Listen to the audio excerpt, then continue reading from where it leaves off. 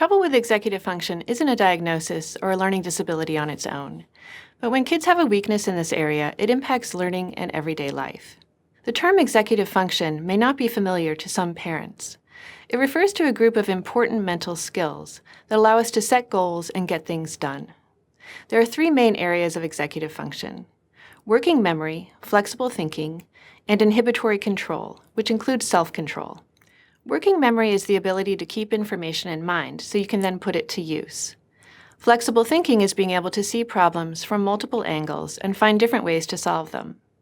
And self-control is the ability to stop before you respond on impulse, to control your attention and your behavior, and to manage your emotions. Kids who struggle with executive function often have trouble paying attention and focusing, organizing and planning, starting and completing tasks, and shifting focus from one task to another.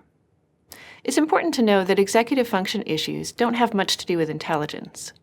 Kids with executive function issues can be just as smart as their peers who don't have these challenges.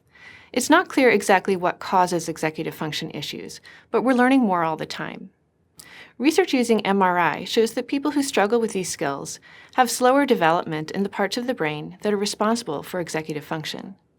There also seems to be a genetic component. Many kids who struggle with executive function have a parent who also does. Things in the environment could also play a role, including high stress, poor nutrition and sleep, lack of exposure to language, and low quality of caregiving.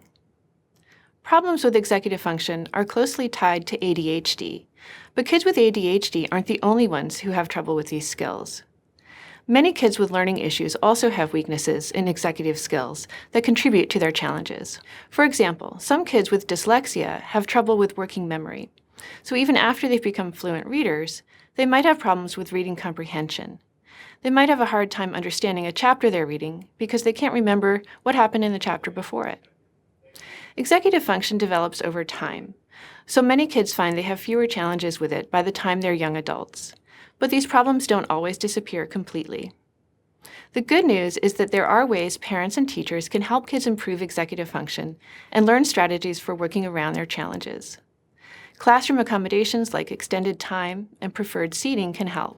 So can tutoring and organization skills. Research shows that even brief interventions teaching kids how to pause and reflect before they respond leads to improved executive function and actual changes in how the brain functions. And for kids with ADHD, treatment for that disorder can often reduce the symptoms caused by weak executive function skills. With the right supports, kids with executive function issues can do as well in school as their peers and have an easier time managing the tasks and activities of daily life.